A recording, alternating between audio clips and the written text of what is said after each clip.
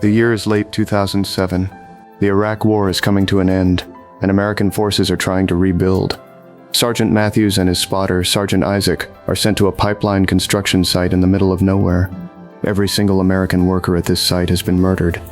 Their mission is simple: find the killer before new builders arrive. The two soldiers hide behind some rocks and bushes under the burning hot sun. For 20 long hours, absolutely nothing happens. Matthews gets impatient. He thinks the killer's already left, but Isaac disagrees. He points out that there are no footprints from a large group. Plus, every single worker was killed by a perfect shot to the head. Isaac believes this is the work of Juba, a legendary Iraqi sniper. Matthews laughs at this. He says it is impossible for one man to kill that many people in less than 30 seconds. But eventually Matthews gets tired of waiting. He tells Isaac to cover him and walks right out into the open to check the bodies. Isaac warns that his scope is getting blurry. Matthews jokes that Isaac should have changed it sooner, but Isaac refuses, because this scope belonged to a fallen friend. Out in the open, Matthews checks the bodies one by one. He quickly realizes Isaac is right. Every victim has a precise headshot. Matthews walks to the middle of the site to figure out where the shots came from. Isaac begs him to get back to cover. Suddenly, a loud shot rings out. Matthews falls to the ground, clutching his stomach in extreme pain. Seeing his friend go down, Isaac sprints out of his hiding spot. He runs in a zigzag pattern to dodge bullets, but just as he reaches Matthews, a bullet tears into his leg. Isaac has no choice. He has to leave Matthews behind. He drags himself behind a broken wall to hide. Matthews is still alive, and he tells Isaac to call the base for backup. But first, Isaac has to stop his own leg from bleeding. He rips off his belt and ties it tightly around his thigh. Isaac grabs his radio to call for help, but there is no signal. He looks up and realizes the sniper shot off the radio antenna. Matthews talks to him again over the earpiece. He tells Isaac to spot the sniper so he can shoot back. Isaac warns him not to move, but Matthews ignores him. Isaac tries to chip a hole through the wall with his knife so he can stick his scope through, but the rocks crumble, hurting his hand. Meanwhile, Matthews tries to reach for his rifle, but he loses too much blood and passes out. Knowing he will die if he does not act, Isaac takes his knife and digs the bullet out of his own leg. It is incredibly painful. After wrapping his wound, Isaac passes out too. Sometime later, Isaac wakes up to a voice in his earpiece. It is someone claiming to be an officer from the base. Isaac quickly explains the situation and begs for medical supplies. But then, the officer starts asking strange questions. He tells Isaac to stand up and fire his gun in the air. He claims the helicopters need to see exactly where he is to drop the supplies. Isaac knows this breaks all safety rules. It would be suicide. Then, Isaac listens closer. The man does not have an American accent. Isaac realizes the terrifying truth. This is not the base. This is Juba. The sniper has hacked into their radio frequency to set a trap. Isaac calls him out on the trick, but Juba does not hang up. Instead, he starts asking Isaac personal questions. He says he just wants to get to know him. Isaac tries the radio again, but it is still dead. Juba keeps pushing for a chat. When Isaac refuses, Juba threatens to shoot Matthews again. Since there is a chance Matthews is still alive, Isaac agrees to talk. While Juba speaks, Isaac starts drawing a map in the dirt. He uses the dead workers' positions to calculate where the bullets came from. Juba claims he is just a normal citizen protecting his country. He asks Isaac about his family, but Isaac refuses to share personal details. Isaac argues that they are just trying to help Iraq by building schools and pipelines. Juba just laughs. He says all the money made here will just go straight back to the United States. As time drags on, Juba keeps asking questions. Isaac stays quiet. To scare him, Juba quotes something Matthews said earlier about the scope. He even says the name of the fallen soldier who owned it. Isaac's blood runs cold. Juba has been listening to their every word since they arrived. Isaac looks through his blurry scope and sees a dead worker with a radio. He drags the body to the edge of his wall. He tries to use a stick to reach the radio, but he cannot get it without exposing himself to the sniper. Isaac tries to drink from his water bottle, but it is empty. Juba admits he shot a hole in it on purpose. In fact, Juba says he never missed a single shot. He shot the water bottle, the radio antenna, and Isaac's leg. He wanted to trap Isaac and watch him die slowly through the radio. Isaac looks at the bullet he pulled from his leg.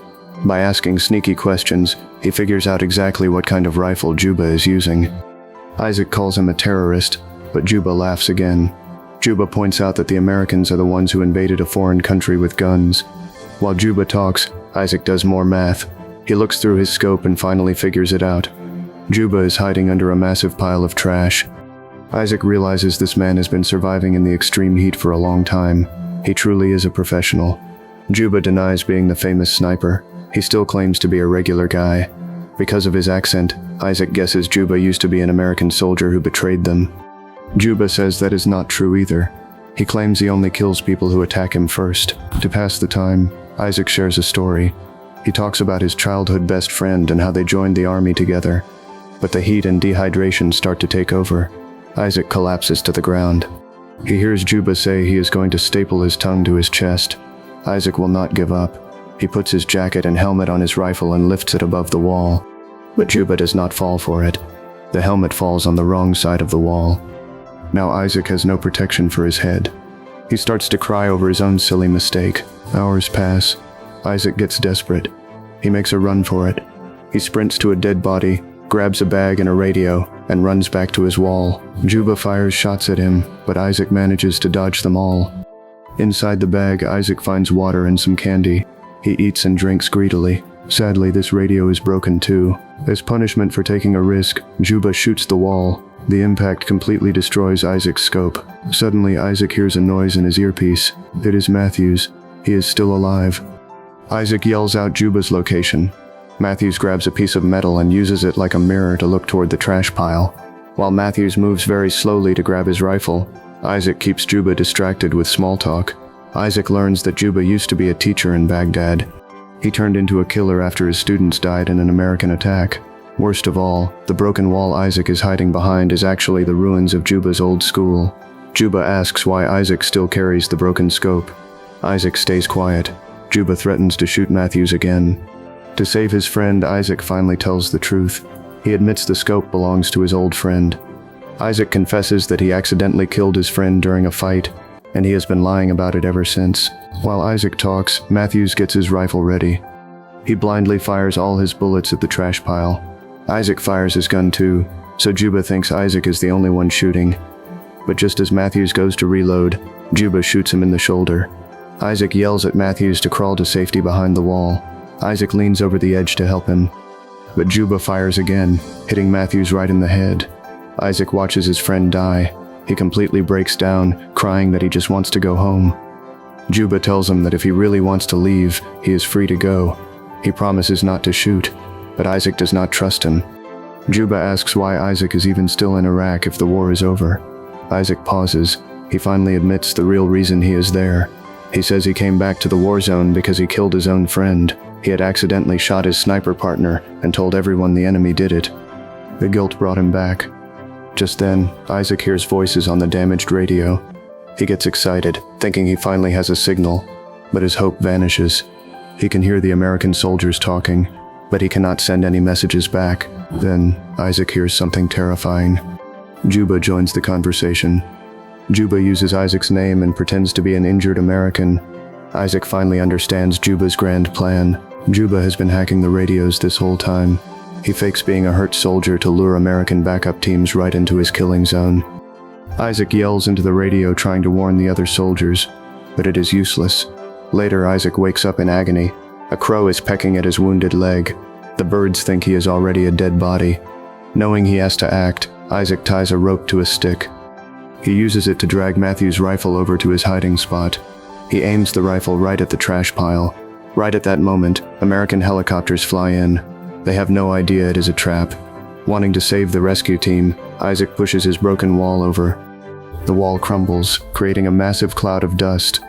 The dust hides Isaac's exact position. Isaac starts shooting wildly at the trash pile. He does not know if he hit Juba or not. To find out, Isaac stands up out in the open. He braces for a bullet, but Juba does not shoot. Isaac lets out a breath. He believes he has actually killed the legendary sniper. The helicopters land, and the soldiers put Isaac on a stretcher. They start giving him medical help. Isaac tries to warn them that Juba is still out there, but the helicopter engines are too loud. No one can hear him. The helicopter lifts off into the sky. Suddenly, shots ring out from below. Juba opens fire on the helicopter. He shoots the medical soldiers one by one. Then he hits the pilot. The helicopter spins out of control and crashes into the ground, killing Isaac instantly. In the end, Juba kept his twisted promise after all. He never shot Isaac. He let the fall kill him. With the threat eliminated, the evil sniper hacks into the American radio lines once again, ready to lure his next group of victims to their deaths.